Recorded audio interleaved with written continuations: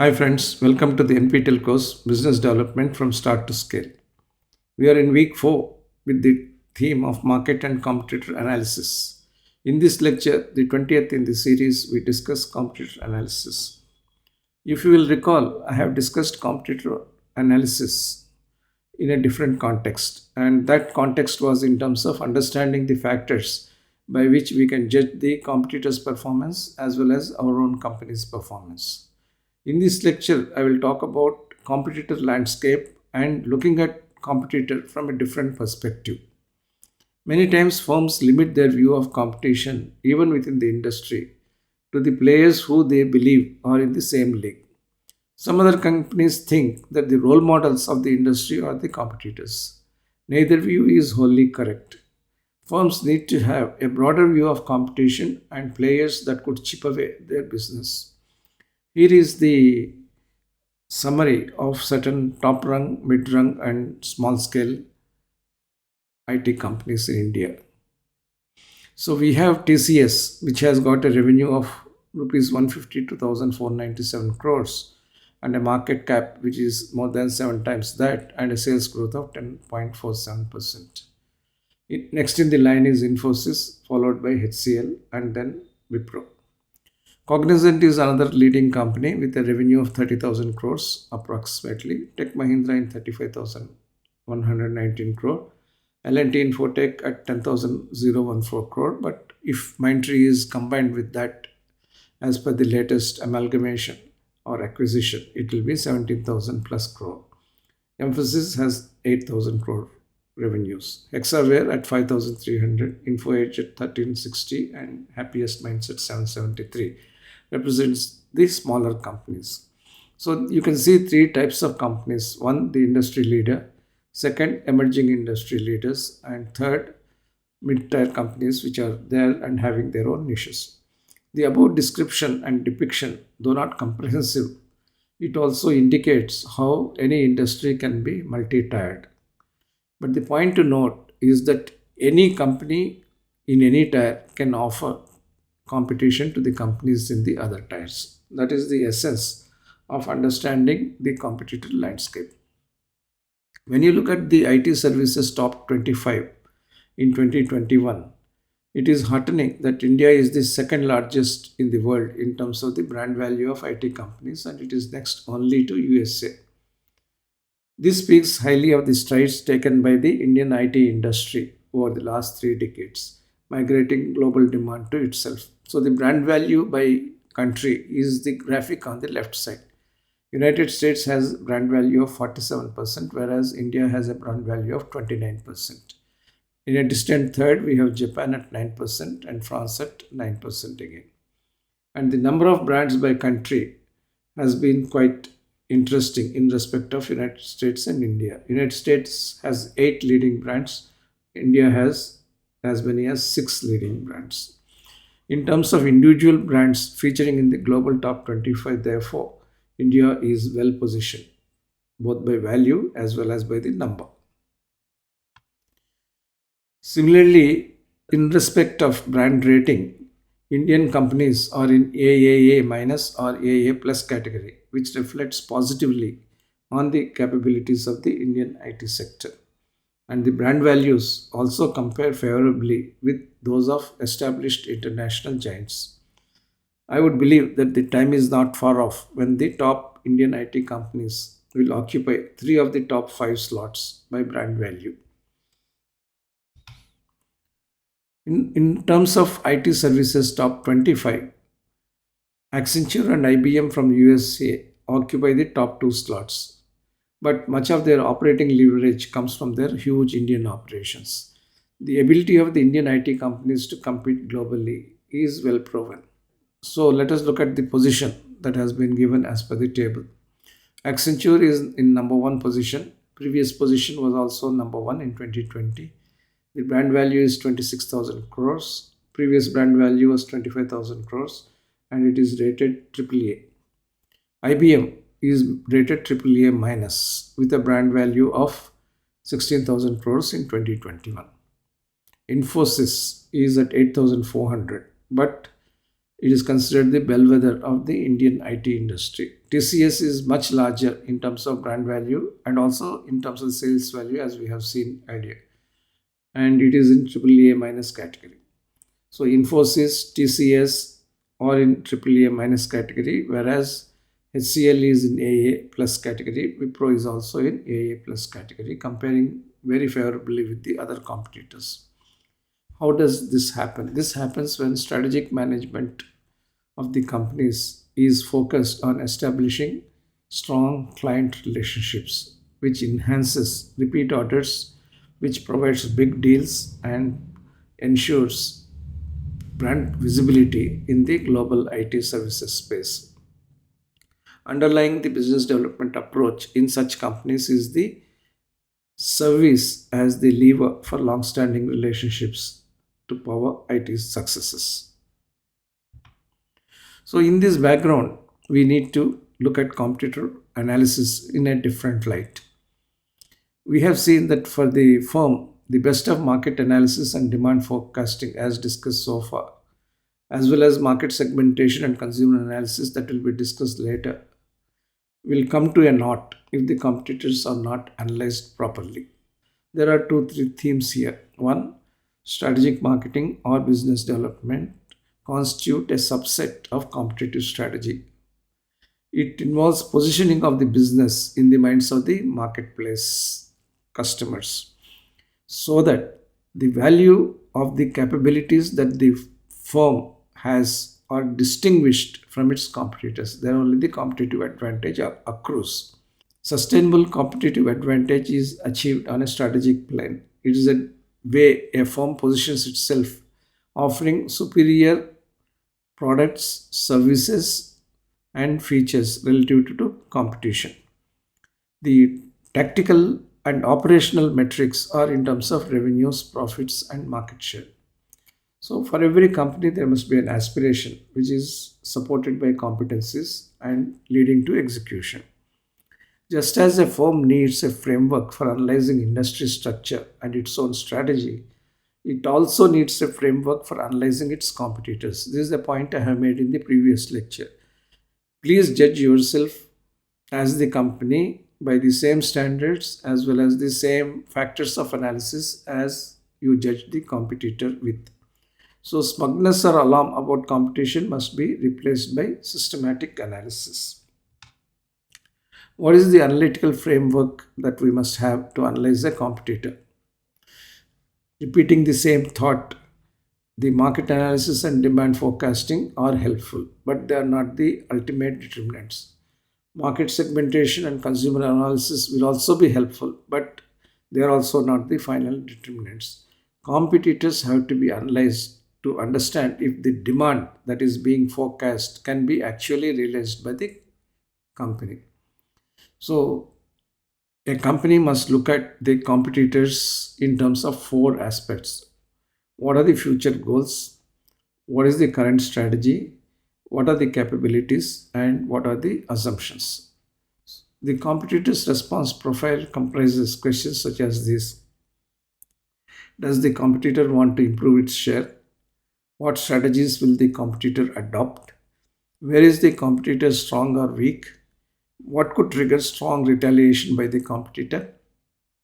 Are the competitors acting singly or collectively? In an industry where about 10 companies are there and with different kinds of ownership, that is, indigenous ownership as well as overseas ownership, the response profiles of the competitors are likely to be different, which means that the company has to really act on multiple fronts to be able to be competitive against each and every company. On the other hand, if all the competitors are of homogeneous type in terms of the ownership, capabilities, and strategy, it is a singular strategy of the entire competitor block that needs to be attacked by the company. So, the future goals of a company occur at all levels and in all domains of the organization. The strategy of the company is seen in terms of the evolution of the current business. The capabilities are seen in terms of the strengths and weaknesses and the assumptions the competition has about itself and the industry. Typically, whenever a company introduces a new truck, the competitor comes up with several trucks to say that I have got a much wider range and I'm going to be in this business in a more competitive fashion. And these kinds of activities indicate the kind of assumptions the company is making about its competition, whether it thinks of itself as a long-standing and dominant player for the future, or it is just looking at a one-to-one relationship with the competition. The quantitative framework that is presented for company analysis, that is the analysis of your company, will be equally relevant for competitors' quantitative analysis as well. This framework enables a strategic analysis of the company and the competitors that is much needed. Analysis of competition has got several foci. We should not limit competitor analysis only to direct competitors, that is, firms providing the same or similar products. It is quite possible, we have seen it in the earlier lectures, that competitors could seek strategic adjacencies. Therefore, although they are not direct competitors, sooner than later they could come into the area where you are operating. Paytm may not have seen Reliance Financial Services arm as a competitor and would have seen it as a financial support arm for the Reliance products, particularly the retail products as well as the telecom products. However, the spin off of Reliance Financial Service arm is going to place the company in direct competition with Paytm, and that has already impacted Paytm in terms of its business positioning as well as stock price. Therefore, trying to say that these competitors are my direct competitors, these competitors are my indirect competitors, and these are my distant competitors, and the fourth category of companies are completely non-competitors, is probably not so easy as we may imagine. So the problem is that we should have very wide expanse of our vision in terms of looking at the competitors. Over and above that, forecasting who could be the potential competitors in future is even more difficult. So let's look at the categories of competitors. The first, which is easily understood classification, is that of firms which are direct competitors and who are in the same industry. The second type of classification relates to firms which are not in the industry but who could overcome entry barriers easily. That is, for a two-wheeler company, someone in the four-wheeler could probably overcome the entry barriers and come in. For Eicher, which has been in the tractor industry, it has been possible to overcome the entry barriers and enter the commercial vehicle industry, thus becoming a competitor for the other commercial vehicle firms. Third category relates to the firms for whom there is obvious synergy from being in the industry. If you are already in one segment of the industry, which is helpful for the other segment of the industry, it makes sense for it to get into that industry and become a competitor. Suppose you are a company making oncology products, therefore you have a lot of sterile injectable capability. For you as that company, it makes sense to leverage that sterile engineering capability to be in other sterile injectables place. Although oncology drugs and those sterile injectable drugs are not the same industrial segment or same business segment. However, the synergy has driven the company to move into the next competitive position. The fourth category of competitors relate to firms for whom competing in the industry is an extension of the corporate strategy. The corporate strategy of the firm says that the core business is saturated. You need to move to another industry or another business. The fifth category of competitors relate to the customers or suppliers who may integrate backward or forward.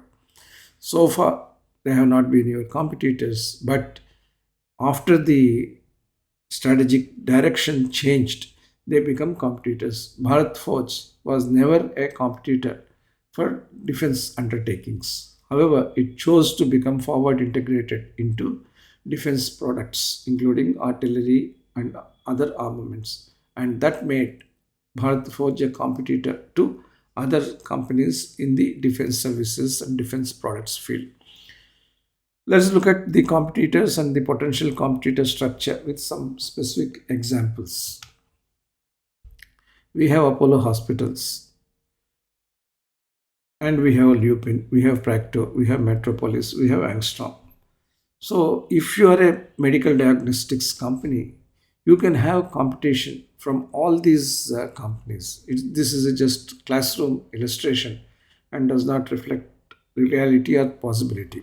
So, you as the medical diagnostics firm has direct competition from Metropolis, which is another medical diagnostics firm, which relates to the first category I have talked about. You also have competition from Practo, which is a medical services company. They could pose direct competition to you. You could have competition from Apollo Hospitals, which is an end to end healthcare system, and it is a hospital, it is a clinical services chain, everything combined together, and that could pose a problem to you in terms of the medical diagnostics business.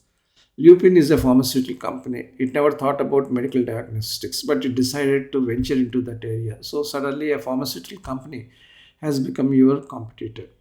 Angstrom Biotech is a biotech test kit company, and therefore it has the ability to create test kits for home testing. It can create even a lab on the chip. With those kinds of development, you will find that your medical diagnostics capabilities are challenged by a different types of technology substrate which that company is offering.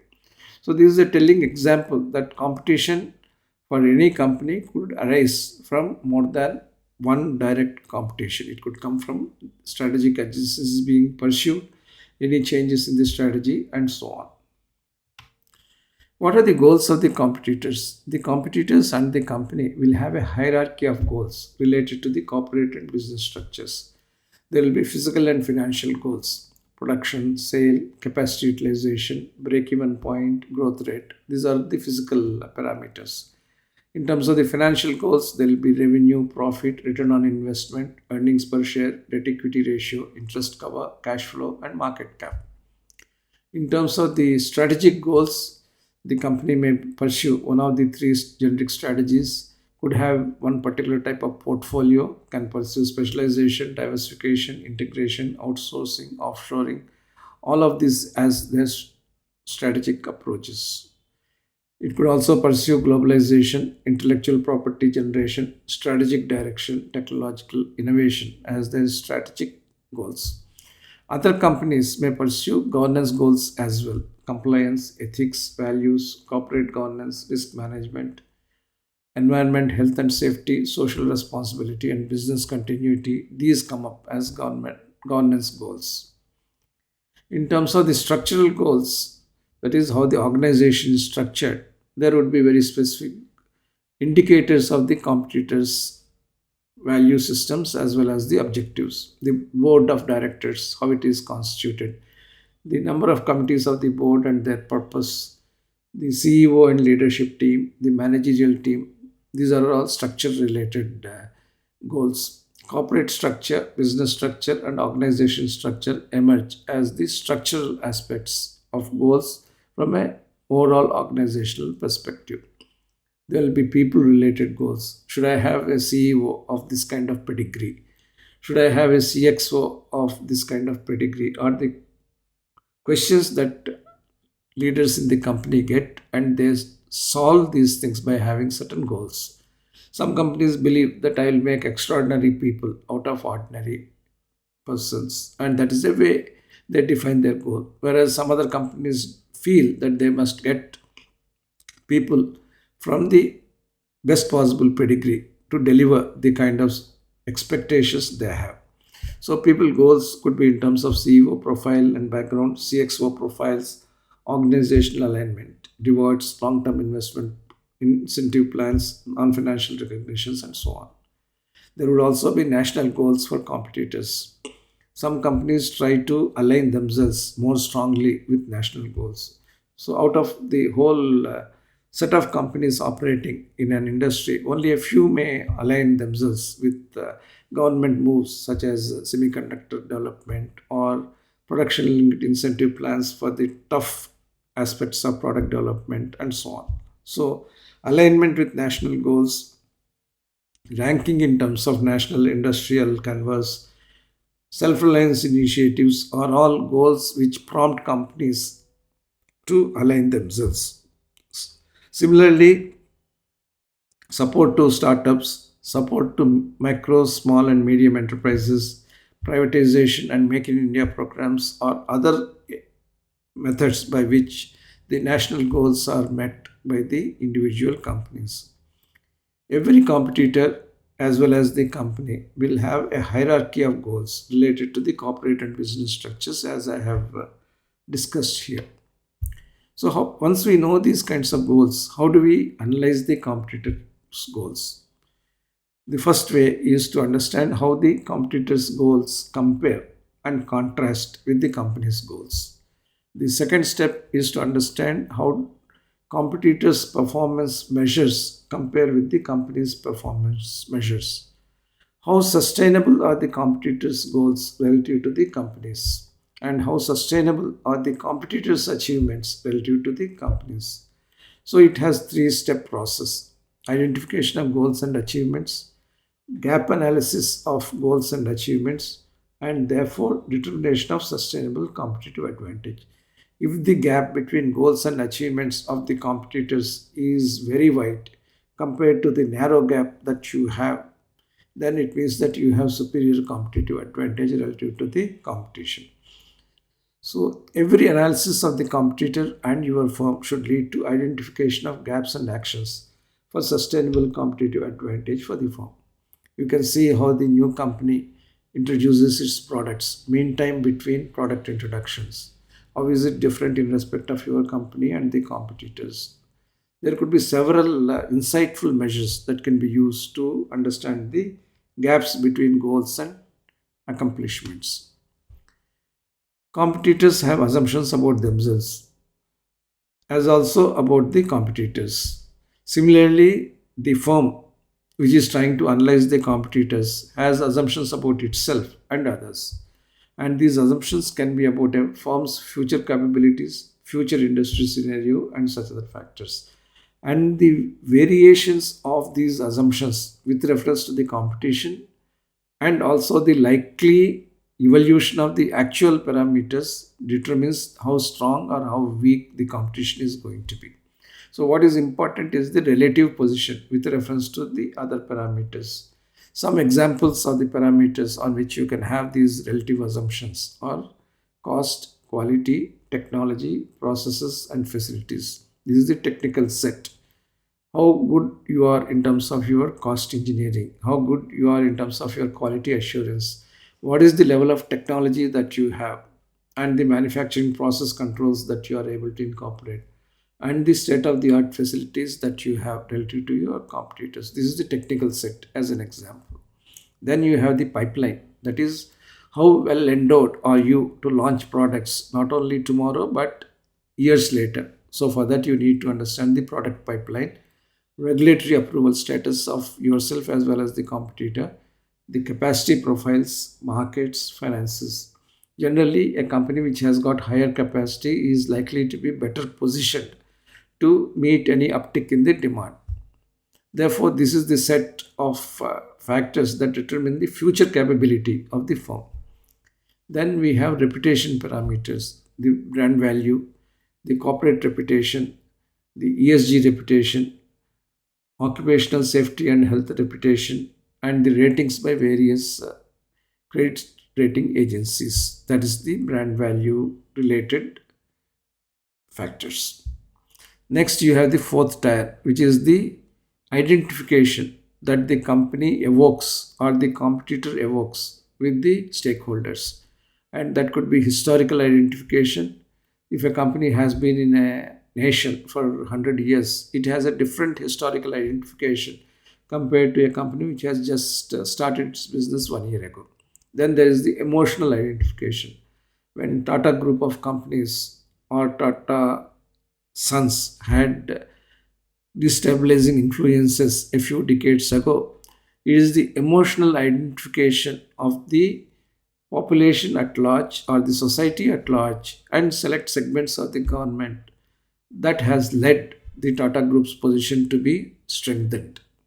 And that emotional identification is necessary for a company to make its mark on the overall industrial scene. The third is the belief in future environment. Companies get known as companies which will go for the futuristic development. So when a group such as Tata wants to enter the semiconductor industry, or when it takes over Air India, such a behemoth which the government could not manage with the profitability, because of the belief in the future environment, the stakeholders believe that the company can deliver.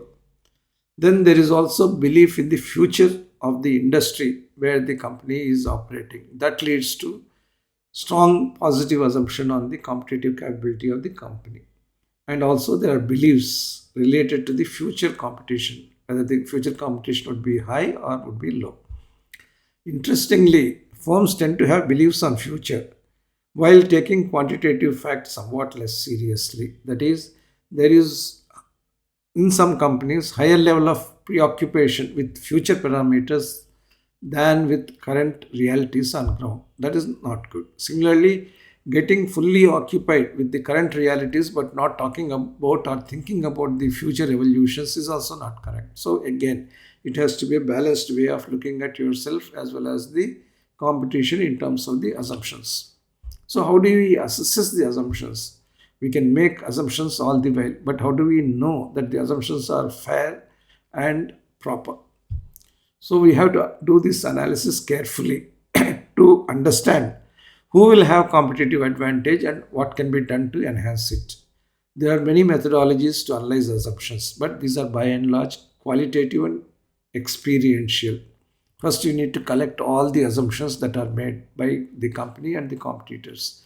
Filter against the history of past realities. Does the competitor have the habit of making pompous announcements and not turning out real performance?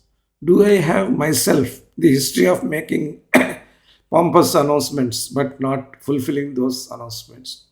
In doing so, you will find out the blind spots of yourself as well as the competitors.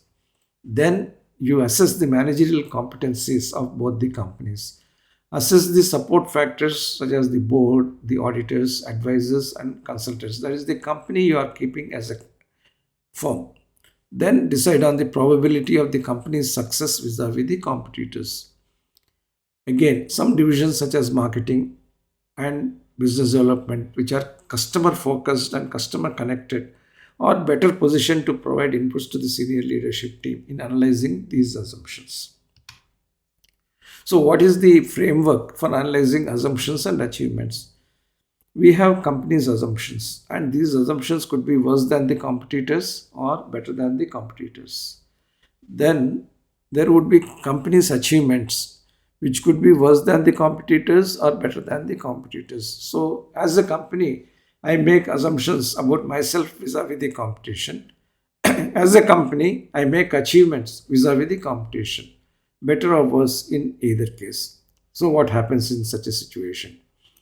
If your assumptions are worse than the competitors, that is, you are on a lower pedestal even on an assumption basis, and your actual achievement is worse than the competitors, then you have an endemic competitive disadvantage, which is an innate inherent competitive disadvantage. Suppose your assumptions are better than the competitors, but your performance is worse than the competitors. You are likely to end up in competitive failure. Let's say that your company's assumptions are worse than the competitors, but your performance, in fact, has been better than the competitors. Then you are end up with likely competitive success. But let's assume that you have consistently better ranking assumptions than the competitors and your performance is better than the competitors, then you will have likely sustainable competitive advantage. This analytical framework again is an original framework that I am presenting to you as part of this course. So the central tendency could be that the assumptions and achievements are the same between the company and the competitor. That means that the entire industry is in an equilibrium state.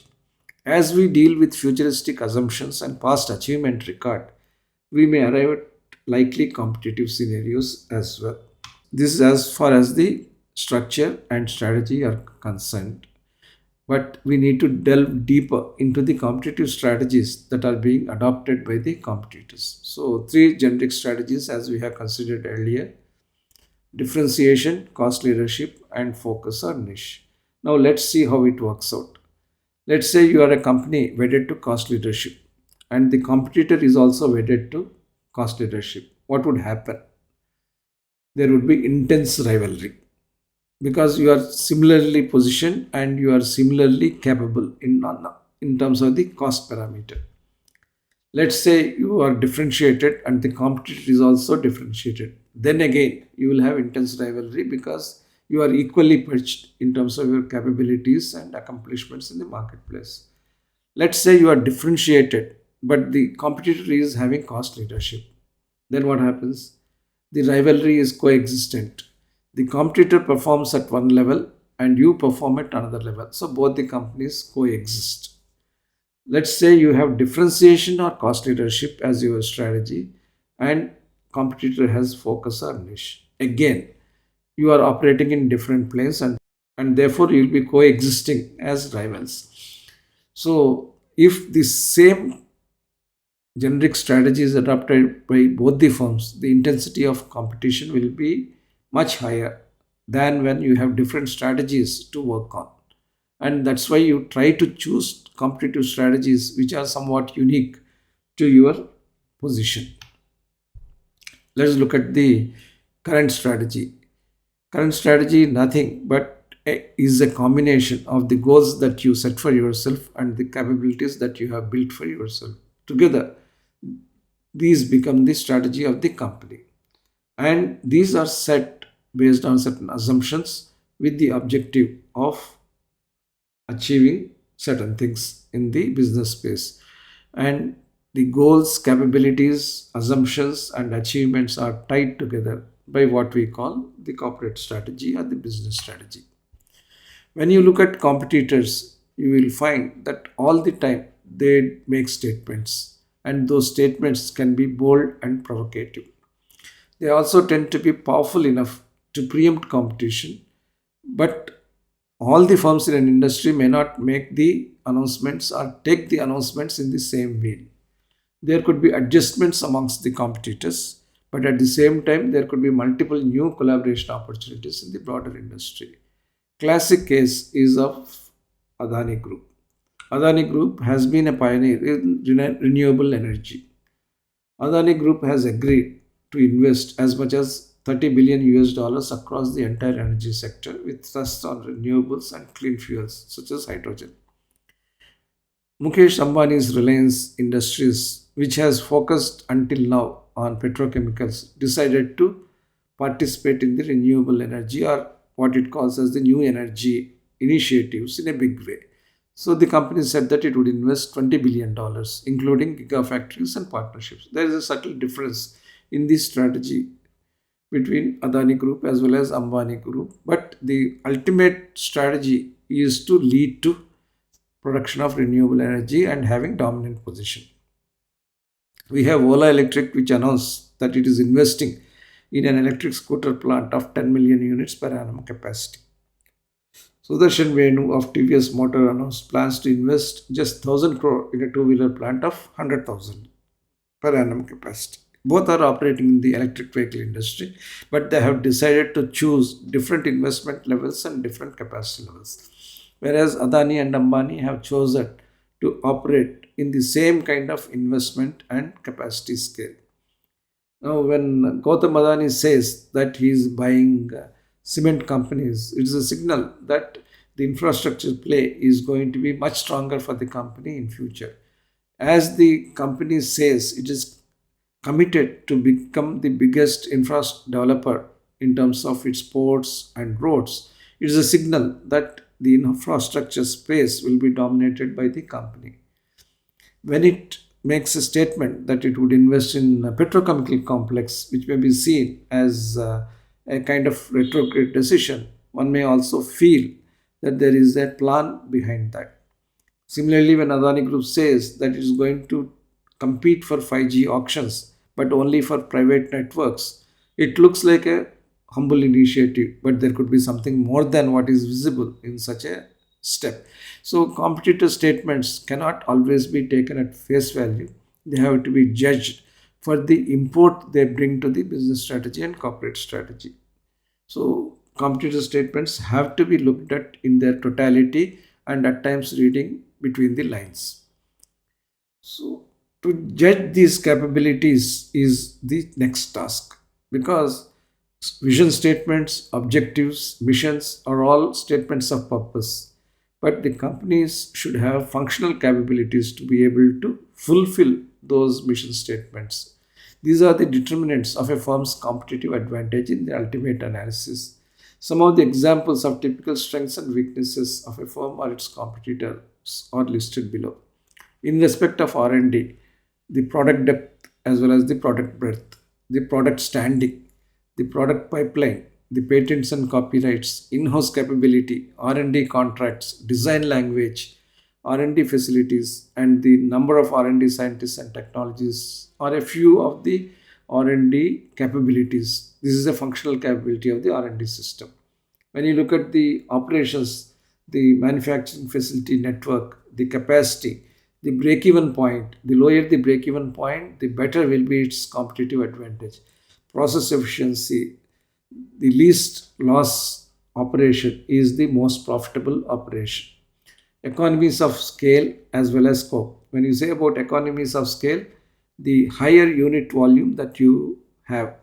When you talk about economies of scope, the ability to manufacture a range of products with some modularity using the same facilities. So that is the economies of scale and scope concept. Own vendor locations, labor skills and unionization, access to raw materials and components, integration levels and outsourcing levels, process technologies and intellectual property, lean and flexibility in manufacture. These are all the considerations in operations. When you look at marketing, the channel relationships that you have, the channel locations, exclusivity, non exclusivity, and the extent of legacy relationships as well as forward looking relationships, these all matter. Salesforce strength and skills, strengths in 4Ps, customer relationships, skills in MR and design thinking, that is, skills in market research and design thinking, sales, parts and service support, digital marketing skills are the marketing attributes. They reflect well on the functional capabilities as a marketer. In terms of finance, you have cash flow and reserves, debt and equity headroom, borrowing capacity, equity raising capacity, financial management, accounting and auditing skills, corporate governance, ability to incubate ventures. These are all financial capabilities. This list is not exhaustive. There could be several other competencies such as organizational competencies, the ecosystem competencies, the cultural competencies. These are also important. A company which is scoring very high on cultural integrity is likely to be a better performer than a company which doesn't subscribe to good cultural anchors. This is about functional capabilities. Then there would be general organizational capabilities, how the organization plans and conducts its business. These are apart from technical and functional capabilities, and these organizational capabilities distinguish firms in a very substantive manner. In respect of structure, is the structure aligned to the strategy? Is the structure promoting efficiency and effectiveness? If you have a large company which has business verticals and within business verticals, product verticals, one may say that the company is geared for specialization as well as growth. Roles and responsibilities, how well they are defined. Does one person look after many tasks, or he is specialized enough with appropriate collaborative network within the organization? The structural strength of an organization structure, the flexibility to reconfigure as required, these are all important. And as far as the processes are concerned, the clarity of purpose that prevails within the organization, the activity clarity, what I should do in terms of the sequence and in terms of the parallel activities, the structure process alignment, the process efficiencies, coordination, resilience, integrity of the process, code of conduct of managers and executives, and the compliance standards. These are some of the ramifications of process capability. Then you have leadership capabilities, leadership qualities of CEO and CXOs, ability to drive business, succession strength, depth of management, flexibility, and adaptability. These are all the factors which provide extra drive and pep to an organization. Then you have talent related capabilities, the skill set or the competency set, the cultural moorings, the unity of values or purpose, age of the organization, learning and development capabilities, collaboration and networking capability, and so on. Again, these are not exhaustive. We can look at several other organizational competencies when you sit to analyze in greater detail. So, when a company is faced with competition, how does the company respond, or how does the competitor respond? If both companies are in a neutral state, that is, nobody responds against the other, one may assume that they have become happy in retaining the current state. They don't want to disturb the equilibrium. It's a kind of live and let live situation. But it is hardly the case in real life. Each company tries to get the better of the competition. And to be able to do that, after all the analysis that we have laid out so far, you may decide to make either competitive moves that are offensive in purpose or defensive in purpose. So, what are the offensive moves? How aggressive is the competitor to improve the position? Is he going to do something to disturb the equilibrium? And how would the competitor try to reach the improved position, and how strong and persistent would be the moves? Your assumptions on the offensive moves of the competitor would determine how you are going to make your moves. On the other hand, you will look at the defensive moves as well. How vulnerable is the competitor to the firm's actions? I am the firm, I take certain actions. Is the competitor capable of defending itself, or it's going to buckle? If I make a move, how would the competitor retaliate? How strong would it be? So you are being circumspect. You are going to make your moves in a defensive manner, thinking of the competitor's retaliation possibilities. And in case the competitor reacts, how strong would be the firm in the face of retaliation? So you are having two sets of thought process, and that helps you to craft either an offensive move or a defensive move. Companies must analyze themselves and the competitors comprehensively, and they must think strategically about retaliation, both from the firm's viewpoint as well as from the competitor's viewpoint. For every action, there will be a consequence. Similarly, for every competitive move, there will be a counter competitive move. So, we should be able to focus those moves and move accordingly. Every firm should understand the degrees of freedom available to both sides in the competitive game. There is no point in your trying to lower the pressure when you know that you are not the least cost producer. And even more, if the other company is a lower cost producer. So it is just not going to be a good competitive action to proceed in that direction. On the other hand, if you have the ability to differentiate yourself and the other company is a cost leader, you may build upon your strengths and make offensive moves in terms of differentiation. Therefore, the key to good competition is to understand the degrees of freedom that is available to both the sides in the competitive game. And that's because competitors could react in multiple ways. In terms of retaliation by the competition, there could be three types of retaliation. One type matches a competitive move by similar conduct. You reduce the price, the other competitor also reduces the price so that the competitive balance is not disturbed. The other type is that apart from matching in the operations in part or in full, there would be plotting of a broader strategic response. And the third way is to have simply non-retaliating approach, thinking that this competition will be a transient phase. Seeing that the firm is not responding, the competitor would roll back. So there are three ways: operational retaliators who match the moves, strategic retaliators who plot a broader script, and non retaliators who succumb or succeed over time. It is not necessary that a firm should retaliate every competitive move. It may be wholly unnecessary. If companies have sustainable brand equity, it will be possible for such companies to ride out this storm. Only those companies which lack such differentiate capability must look at doing certain things to provide that defensive capability. And if those companies do not have the defensive capability and are not able to conjure up any particular strategic retaliation, they are likely to succumb to competitive pressures over time. So, what are the battlegrounds for competition? Many firms have several options to choose as battlegrounds for competitive actions. Features and price are usually the more chosen competitive arenas.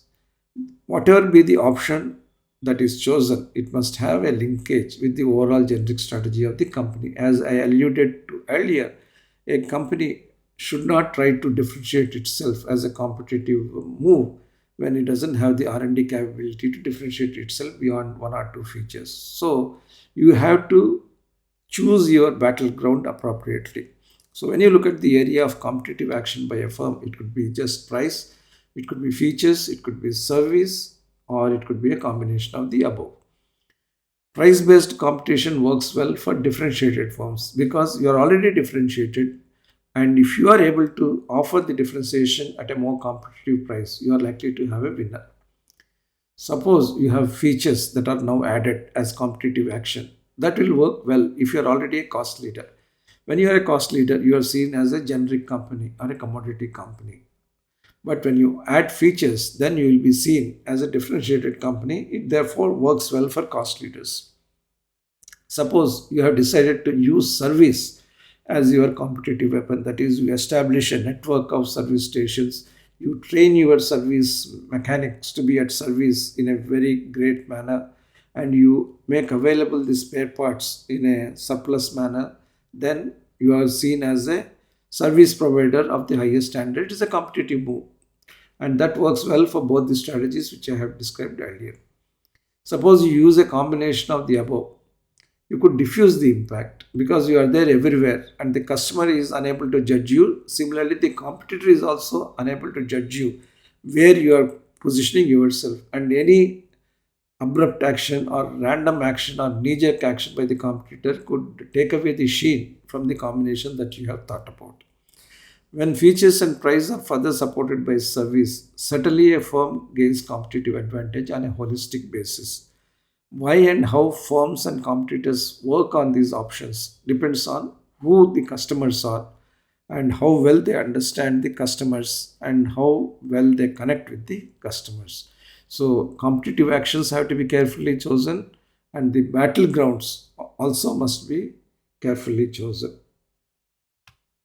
With this, we come to the end of this lecture. I hope to see you in the next week's lectures.